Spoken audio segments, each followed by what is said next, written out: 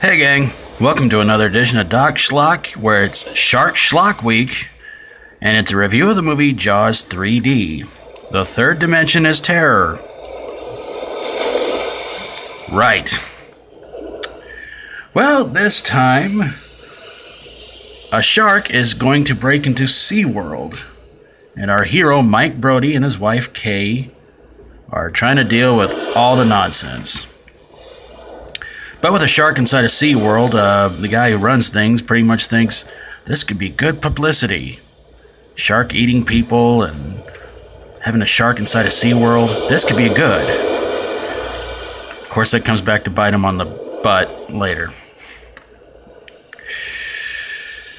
But apparently the main reason why the shark is doing all this is because, well, in the movie, they do tend to try to take care of a baby shark, which winds up dying. So it's sort of like Jaws the Revenge, but not quite, but kind of in reverse. But kind of more like, I'm ticked off that my baby shark died and I'm blaming you guys for it, so. But who knows, the baby shark could have grown up to be nice. Yeah, I don't think so either. So the shark goes around doing what it does. It eats a rubber raft, eats people, goes after skiers, the whole 9 yards. The big finale happens when everybody's down in the underwater lab, and then they notice that there's a shark coming at the glass, goes right through it as if it was made out of sugar. You've probably seen those breakable pieces of glass they have. It's pretty much sugar and other stuff, and then corn syrup. Breaks right through it, goes after everybody.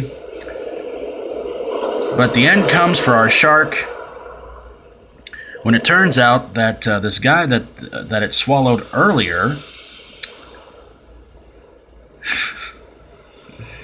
named Philip, is still stuck in his throat, hanging inside of its mouth. So, our heroes Mike and Kay pull a grenade that apparently Philip was trying to launch inside the shark, but failed. They pull the grenade, get the heck out of Dodge. Shark blows up, and Mike and Kay are A-OK. And that's the end of our movie, pretty much. So, why did this one suck? I think, honestly, the 3D effect of the shark coming at the glass was really disappointing. There were a lot of really ridiculous deaths in this movie, including a life raft getting eaten, quite a few off-screen deaths. Really, the 3D effects of this movie were actually pretty lame. And again, you know, just a lot of the deaths were stupid, and this movie was just kind of overdoing it, trying to make it scary in 3D, but it just wound up sucking anyway. You know, I thought part 2 was okay, but part 3 got to be a little bit ridiculous. There were so many stupid deaths in this movie, and again, when it came at the glass, you're just like, that's it. Kind of like in Texas Chainsaw 3D, when Leatherface throws the chainsaw at you, and it's like, that's the big 3D effect, that's all you got. That was pretty much it. Although I like Texas Chainsaw 3D, I'll admit that.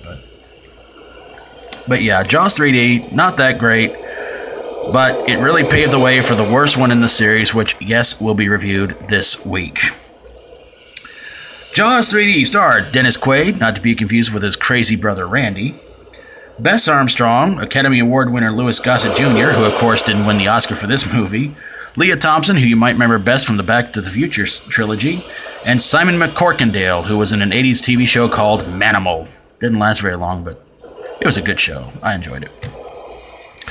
Alright, gang, Shark Schlock Week will continue on this week, and tomorrow's movie, I don't know what it's going to be, but should be fun, right?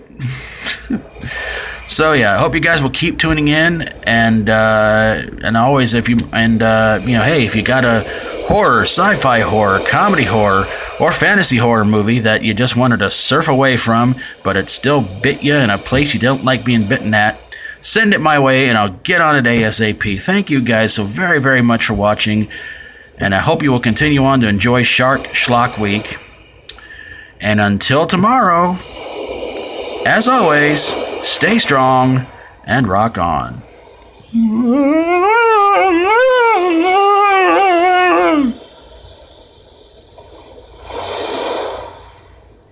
Sorry.